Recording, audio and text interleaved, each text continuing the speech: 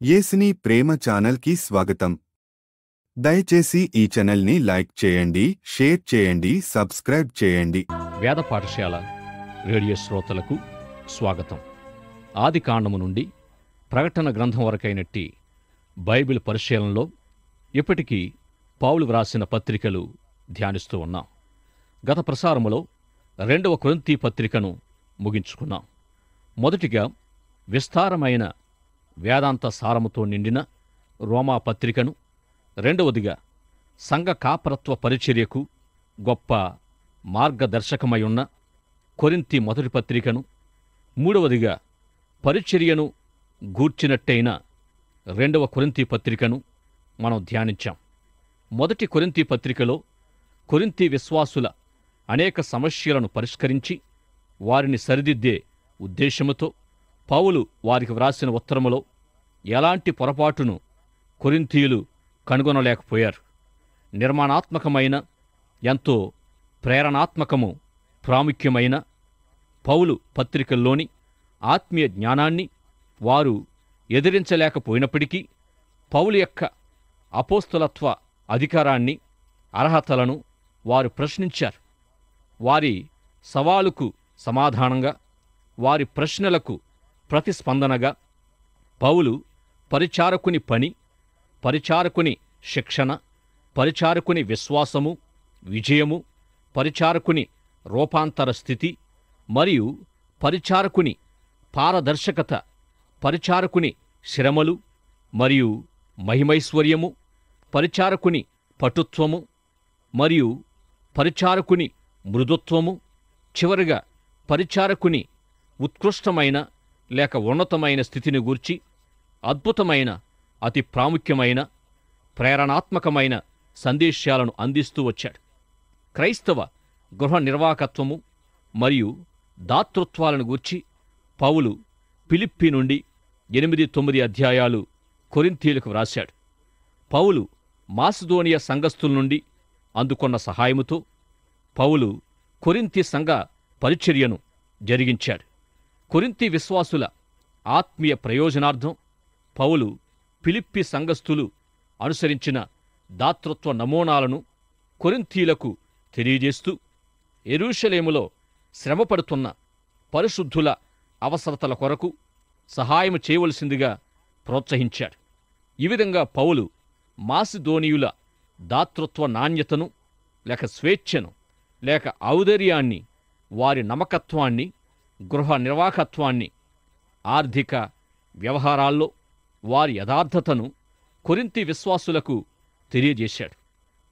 మేమెంత విస్తారమైన ధర్మము విషయమై పరిచారకులమై ఉన్నాము గనుక దానిని గూర్చి మా మీద ఎవడునూ తప్పు మోపకుండా మేము జాగ్రత్తగా చూచుకొనుచు ప్రభు దృష్టియందును మనుషుల దృష్టియందును యోగ్యమైన వాటిని గూర్చి శ్రద్ధగా ఆలోచించుకొనుచున్నాము. విస్తారమైన ఆ కానుకల నిమిత్తమై పౌలు ఎంతో నమ్మకత్వాన్ని, ఉత్తరవాదత్వాన్ని కలిగి ఉన్నాడు.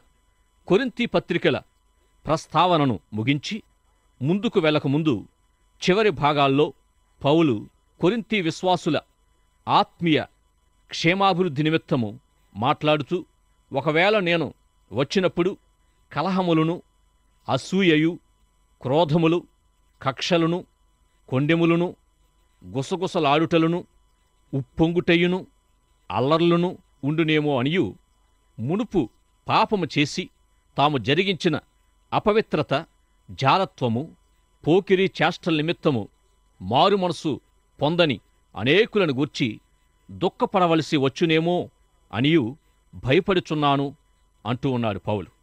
ఈ విధంగా కొరింథీ సంఘము క్రమశిక్షణ లేని స్థితిలో ఉన్న కారణంగా పౌలు తప్ప ఇతర సువార్తికులు ఎవరూ కూడా ఆ సంఘానికి వెళ్ళడానికే ఇష్టపడలేదు. అపొల్లో అయితే కొరింథీ సంఘానికి వెళ్ళడం తన నిమిత్తము దేవుని చిత్తం కాదని తెలియజేశాడు.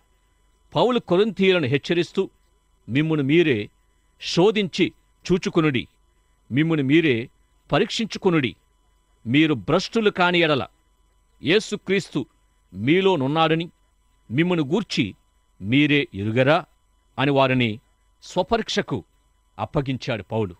ఈ విధంగా వారి సమస్యలకు సమాధానాన్ని లేక పరిష్కారమును తెలియజేస్తూ వారిని సరిదిద్దుతూ పౌలు 2 పత్రికలను వ్రాశాడు. ఇంతటి ప్రాముఖ్యమైన సందేశాలు నేటి మన క్రైస్తవ ప్రపంచానికి ఇవ్వబడడానికి కారణమైన కొరింథీ సంఘాన్ని బట్టి మనము దేవునికి ఎంతో వందనస్తులము.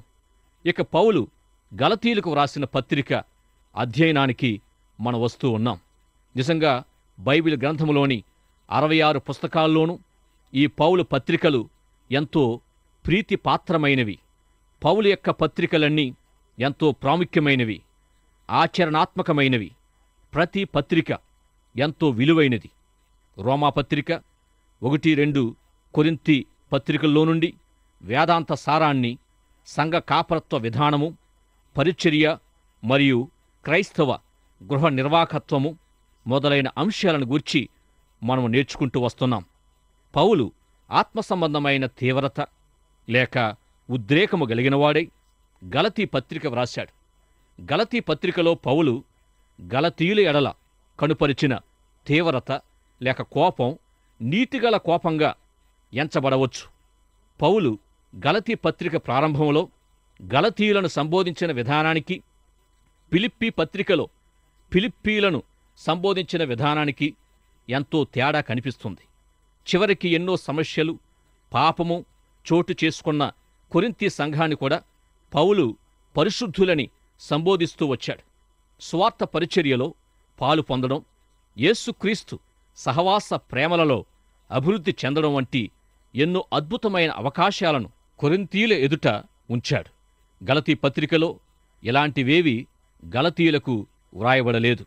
గలతీ పట్టణములో ఉన్న విశ్వాసులకు మాత్రమే గాక గలతీ పట్టణ పరిధిలో ఉన్న ఇతర ప్రాంతాల విశ్వాసులను కూడా ఉద్దేశించి పౌలు వ్రాశాడు. గలతీ పట్టణ పరిసర ప్రాంతాలన్నిటిలో పౌలు సౌవార్తీకరణ జరిగించాడు. కొత్త ప్రాంతములో, కొత్త సంస్కృతి, నాగరికతలలో ఒక సువార్తికుడు సంఘాన్ని స్థాపించి సంఘ సేవను ప్రారంభించినప్పుడు కలిగే సమస్యల్లాంటివే కొరింథీ సంఘ సమస్యలకు లేక సంఘస్థులకు ఎదురయ్యాయి. గలతీ సంఘ పరిస్థితి ఏంటంటే, మొదటిగా పౌలు దేవుని కుమారుడైన యేసుక్రీస్తు శిలువ మరణ పునరుత్థానాల సత్యములో విశ్వాసముచ్చడం ద్వారా కలిగే రక్షణను గూర్చి గలతీ విశ్వాసులకు ప్రకటించాడు.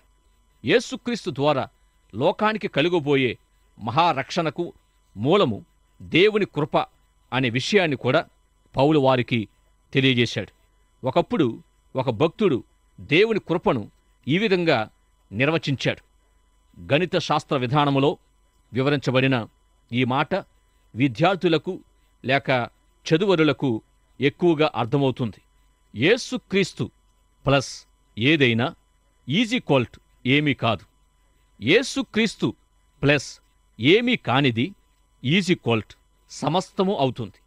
ఈ విధంగా దేవుని సత్కార్యాల నిమిత్తం రక్షించబడిన మన విశ్వాసానికి సత్కార్యాలు విలువనిస్తాయి. కాని దేవుని యందలి విశ్వాసమే మన రక్షణకు ఆధారము గాని మన సత్క్రియలు కావు. దేవుని కృప మనిషి విశ్వాసము ద్వారా కలుగగలిగే దేవుని రక్షణను గూర్చి పౌలు గలతీయులకు ప్రకటించినప్పుడు వారు విని రక్షణ పొందారు.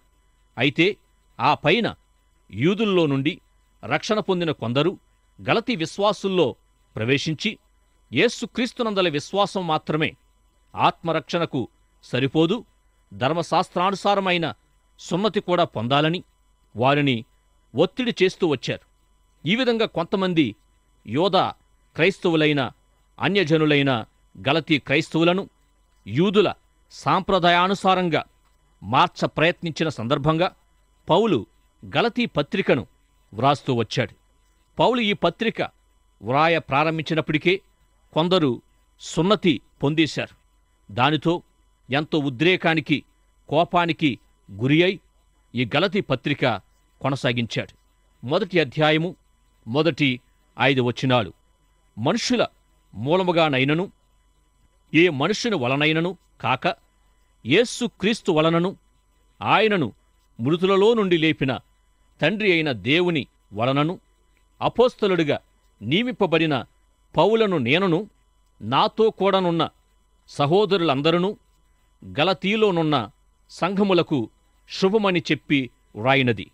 తండ్రి అయిన దేవుని నుండియు మన ప్రభువైన యేసుక్రీస్తు నుండియు మీకు కృపయు సమాధానమును కలుగునుగాక. మన తండ్రి అయిన దేవుని చిత్తప్రకారము క్రీస్తు మనలను ప్రస్తుతపు దుష్టకాలములో నుండి విమోచింపవలెనని మన పాపముల నిమిత్తము తన్ను తాను అప్పగించుకొనెను. దేవునికి యుగయుగములకు మహిమ కలుగునుగాక. ఈ సంబోధన గలతీ పత్రిక యొక్క ఉపోద్ఘాతం.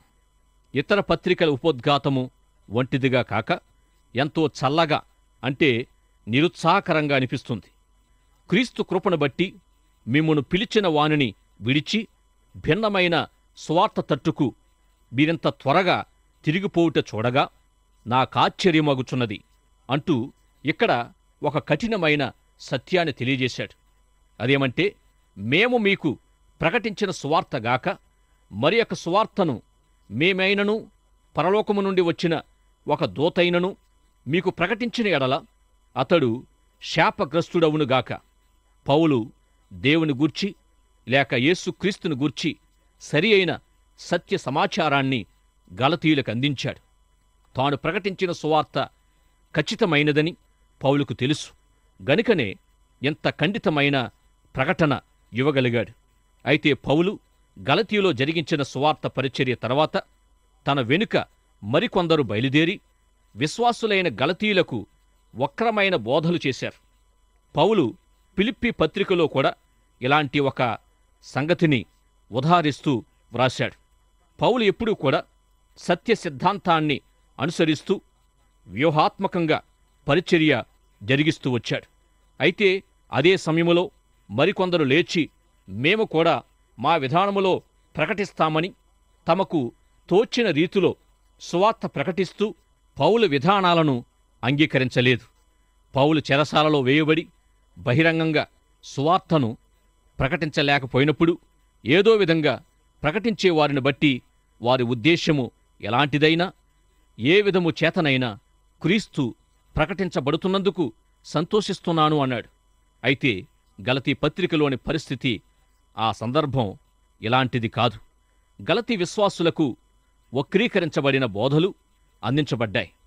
ఇక అరేబియా ఎడారిలో పునరుత్థాన ప్రభుతో గడిపిన అనుభవం తర్వాత పౌలు ప్రభు శిష్యులను కలుసుకున్నాడు. అరేబియా ఎడారిలో ఉన్నప్పుడు పౌలు పొందిన పునరుత్థాన ప్రభు ప్రత్యక్షత ద్వారా గలతీ విశ్వాసులకు 1 అధ్యాయము 20 వచనములో ఈ సంగతుల విషయమై నేను మీతో అబద్ధమాడుటలేదు, దేవుని ఎదుట నిజమే చెబుతున్నానని తాను పొందిన ప్రత్యక్షతను గూర్చి తెలియజేశాడు. సిఎస్ లూయిస్ అను భక్తుడు యేసు ప్రభుని గురించి ఏమన్నాడంటే, ప్రభువును మనిషి రక్షకుడని అయినా, అబద్ధికుడు అని అయినా, లేక పిచ్చి అమాయకుడు అని అయినా అనాలి. ఇక ఇంతకు మించి ఏ నిర్ణయము చేయకుండా ఎవరు తటస్థంగా లేక అటూ ఇటూగా ఉండలేరు అని చెప్పాడు. అలాగే పౌలును గూర్చి ఒక అబద్ధికుడనో, లేక అతడు పిచ్చివాడనో, లేక అతనికి పిచ్చి ఉన్నదనో, లేక కొత్త నిబంధనకి ఒక అద్భుతమనో చెప్పవలసి ఉంటాము అని చెప్పాడు. ఈ విధంగా పౌలు అబద్ధమాడుతున్నాడా లేక వెర్రివాడా? ఈ రెండూ కాకుంటే అతడు గొప్ప దైవ ప్రత్యక్షత పొందినవాడని గ్రహించడానికిది ఒక మంచి అవకాశం. పౌలు పత్రికలు చదివేవారు ఎవరైనా ఇతనికింత సమృద్ధైన సమాచారము ఎక్కడ నుండి అందింది అని ఆలోచిస్తారు. పౌలు ప్రభు శిష్యుల వలె ప్రభుతో పాటుగా 3 ఏండ్లు గడపలేదు.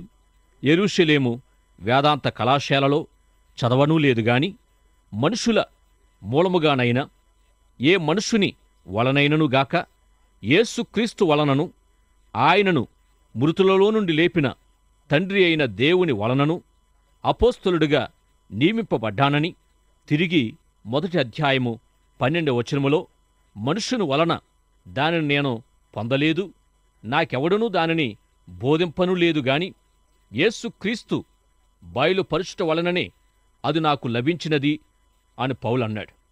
మన వంటి అనేక సేవకులైతే ఇతర మనుషుల ద్వారా నేనీ సువార్త పనికి పంపబడ్డానని, వారు నా తలపై చేతులుంచి ఈ సువార్త సేవ నిమిత్తం నన్ను అభిషేకించి పంపారని చెబుతూ ఉంటాం. ఈ విధంగా నాకు, మీకు, మనకందరకు దైవజనుల ద్వారా లేఖనాలు బోధించబడుతూ ఉన్నాయి. నేను మీకు బోధించేది నాకు మనుషుల ద్వారా ఇవ్వబడింది. అయితే పౌలు గలతీయులకు బోధించిన సువార్త సత్యము ఏ మనుషుని ద్వారానూ కాక ప్రభు వలననే పొందానని, మనుషుల ద్వారా కాక నేరుగా ప్రభు ద్వారానే పంపబడ్డానని పౌలు ఎంతో తేటగా తెలియజేస్తూ వచ్చాడు. 2వ అధ్యాయములో 14 సంవత్సరాల తర్వాత పౌలు పరిశుద్ధాత్మచే యెరూషలేముకు నడిపించబడ్డాడు. అదే సమయంలో పౌలు యెరూషలేముకు వస్తున్నాడని శిష్యులు కూడా పరిశుద్ధాత్మ ద్వారా తెలుసుకున్నారు.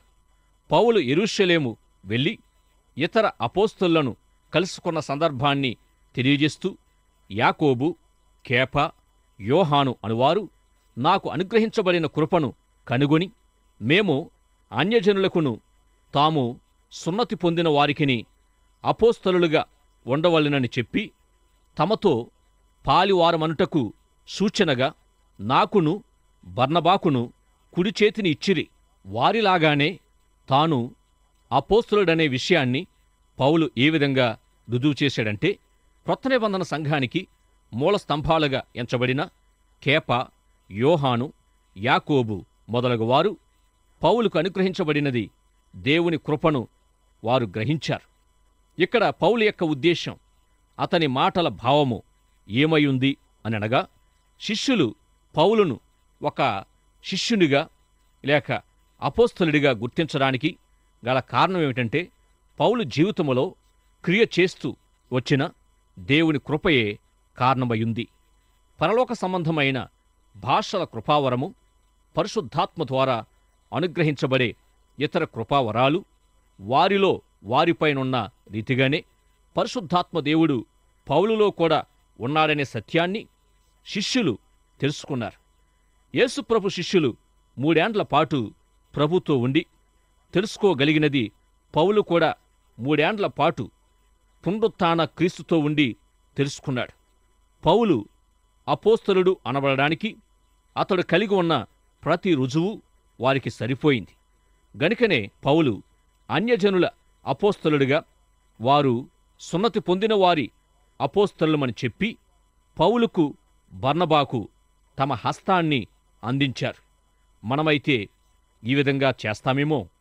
పౌలు ధర్మశాస్త్ర ఉపదేశకుడిగా గమలియేలు పాదాల వద్ద విద్య నేర్చినవాడు, సన్హెద్రిన్ సభా సభ్యుడు గనుక యూదుల దగ్గరికి పంపించి పెద్దగా విద్యార్హతలు లేని జాలరులను అన్యజనుల దగ్గరికి పంపు ప్రభువా అనే వాళ్ళమేమో. ఇక అపోస్తల కార్యాలు 3వ అధ్యాయములో మనం చూచినప్పుడు సన్హెద్రిన్ సభికుల ప్రశ్నలకు పేతురు, యోహానులు ఇచ్చిన సమాధానాలను బట్టి, వారి ధైర్య సాహసాలను బట్టి, లేక వారిలో ఉన్న జ్ఞానాన్ని బట్టి వారు యేసుతో కూడా ఉన్నవారని గుర్తించి వారు ఎంతో ఆశ్చర్యపోయారు. ఇదే విధంగా ఆక్స్ఫర్డ్ విశ్వవిద్యాలయములో ఉత్తీర్ణులైన John Wesley, George Whitefield అనువారు వేల్స్ బొగ్గు గనుల్లో పనిచేస్తూ దుమ్ము ధూళితో నిండిన కార్మికులకు సువార్త ప్రకటించారు. ఇంచుమించుగా 100 సంవత్సరాలు గడిచిన తరువాత డిఎల్ మూడీ అను భక్తుడు చెప్పులు తయారు చేసి అమ్ముతూ కొద్దిపాటి విద్య, భాష మాత్రమే కలిగి ఉన్నప్పటికీ ఉన్నతమైన సంస్కృతి, నాగరికతలు కలిగిన ఇంగ్లాండ్లోని ఆక్స్ఫర్డ్ విశ్వవిద్యాలయ పండితులకు బోధించాడు. మొదట సరైన వ్యాకరణం తెలియని ఈ వ్యక్తి అమెరికా నుండి ఇంగ్లాండ్కి ఎందుకు వచ్చాడని అనుకున్నవారంతా తరువాత మూడీలో మరొక స్వరాన్ని విన్నారు. ఈ విధంగా తన కార్యాలు చేయడం దేవునికిష్టం. గొప్ప బోధకుడైన పౌలును అనాగరిక అన్యజనుల్లోనికి పంపాడు. ఇక గలతీ పత్రిక మొదటి 2 అధ్యాయాల్లో పౌలు భిన్నమైన సువార్త లేక వేరొక సువార్త అనే దాని గురించి మాట్లాడాడు. పౌలు పొందిన సువార్త గాక మరి ఒక సువార్తను ఎవరు ప్రకటించినా అట్టివాడు శపింపబడునుగాక. తాను చదివిన పుస్తకాల్లో ఏదో ఒక దాన్నుండి పౌలు సువార్తను తెలుసుకొనలేదు గాని అరేబియా ఎడారిలో పౌలు ప్రభువుతో గడిపిన అనుభవం నుండియే సువార్తను గురించి తెలుసుకున్నాడు. గనుక తాను ప్రకటించిన సువార్త ఖచ్చితమైన సువార్త, సత్య సువార్త అని పౌలు గలతీ పత్రికలో ఎంతో తేటగా తెలియజేశాడు. ఇతర పత్రికలు వ్రాయబడినప్పుడు పౌలుకు ఒక వ్రాతకారుడు ఉన్నాడు. సరిగా చూడలేని కారణంగా పౌలుకు మరొకరిచే వ్రాయించవలసి వచ్చింది. అయితే గలతీ పత్రికను మాత్రం పౌలు తన స్వహస్తాలతో వ్రాశాడు. పెద్ద అక్షరాలతో స్వహస్తాలతో వ్రాస్తున్నానని తెలియజేశాడు. రోమాపత్రిక సందేశానికి గలతీ సందేశము ఇంచుమించు సరి సమానమైనది. ఇక ఈ పత్రికను పౌలు ఎంతో ఉద్రేకముతో వ్రాశాడు. ఎందుకంటే పౌలు గలతీయులకు బోధించిన కృపా సువార్తను కొందరు కలుషితం చేశారు. ఇక గలతీ పత్రికను పౌలు ఎఫెసు నుండి వ్రాశాడని కొందరు, ఫిలిప్పీ నుండి వ్రాశాడని కొందరు, కొరింథు నుండి వ్రాశాడని మరికొందరంటారు గాని సరిగా చెప్పలేదెవరు. ఈ పత్రిక పాత నిబంధనలోని న్యాయాధిపతుల గ్రంథాన్ని పోలి ఉంది. ఎలాగంటే న్యాయాధిపతుల గ్రంథంలో ఆత్మీయ భ్రష్టత్వం ఎక్కువగా కనిపిస్తుంది. ఆత్మీయ భ్రష్టత్వానికి కలిగే ఫలితాలు ఎంతో భయంకరం. ఈనాటి గొప్ప సమస్య కూడా ఆత్మీయ భ్రష్టత్వమే. అధికారికమైన దైవ ప్రేరితమైన ఖచ్చితమైన వాక్యము లేక సువార్త దొంగిలించబడినప్పుడు భ్రష్టత్వం అనేది ప్రాప్తిస్తుంది, సంభవిస్తుంది. దేవుని వాక్యాన్నే నమ్మలేని వారు ఇంకేం బోధిస్తారు? దేనిపై బోధిస్తారు? ఈ విధంగా సత్యాన్ని బోధించకపోవడమే జరుగుతుంది. గలతీయులో భిన్నమైన సువార్త, వేరొక సమాచారము అందించబడింది. సువార్త ఎడల ఆందోళనకరమైన అభిప్రాయాలు ఉత్పన్నమయ్యాయి. గనుక ప్రియ సోదరి సహోదరుడా, నేటి దినాల్లో కూడా దేవుని బిడ్డలకు సహితం ఆందోళన కలిగించే భిన్నమైన దుర్బోధలు చాలా ఎక్కువగా వినిపిస్తున్నాయి. అటువంటి బోధలు వినేవారికి ఆత్మీయ భ్రష్టత్వమే దాపురిస్తుంది. గనుక దేవుని సేవకులమైన మనము మన స్థానిక సంఘ విశ్వాసులను బహుజాగ్రత్తగా సత్య బోధల ప్రకారం నడిపించాలి. దుర్బోధలకు దూరంగా ఉంచాలి. లేకపోతే దేవుని బిడ్డలు కలవరపడి ఆందోళన చెంది బయటకు చెదరిపోయే ప్రమాదం ఉంది. సంఘాలలో చీలికలు వచ్చే ప్రమాదం కూడా ఉంది. కాబట్టి దేవుని యొక్క కృపా సువార్తను, సత్య సువార్తను కలుషితం చేసే శక్తుల నుండి మన స్థానిక సంఘాలను కాపాడుకొనుటకు ప్రభు మీకు సహాయము చేయునుగాక. ప్రార్థన చేయుదము. పరిశుద్ధుడవైన మా తండ్రి, మీ పరిశుద్ధాత్మ ద్వారా మా సోదరీ సోదరులతో ఇంతవరకు మాట్లాడినందుకు వందనాలు చెల్లిస్తున్నాం. మా ప్రియుల హృదయాల్లో మీ ఆత్మ ద్వారా విత్తుతున్న వాక్య విత్తనాలు అపవాది దొంగిలించకుండా, ఆత్మీయ భ్రష్టత్వానికి గురి చేయకుండా మీ బిడ్డలమైన మా అందరి చుట్టూ మీ ఆత్మ కంచెను ఉంచుమని, మీ వాక్యాన్ని విధేయతతో మా ఆత్మీయ జీవితాల్లోనికి తీసుకోవడానికి, మా ఆత్మీయ జీవితాలకు అన్వయించుకోవడానికి కావలసిన మనసులు మాకు దయచేయమని, ఈ ప్రత్యేక గలతీ పత్రిక వర్తమానములు మా శ్రోతలకు మిక్కిలి ఆశీర్వాదకరంగా చేయమని, ఈ వర్తమానముల ద్వారా మీరే మహిమపరుచుకొమ్మని యేసు నామములో ప్రార్థిస్తున్నాము పరమ తండ్రి. ఆమేన్. దయచేసి ఈ ఛానల్ని లైక్ చేయండి, షేర్ చేయండి, సబ్స్క్రైబ్ చేయండి.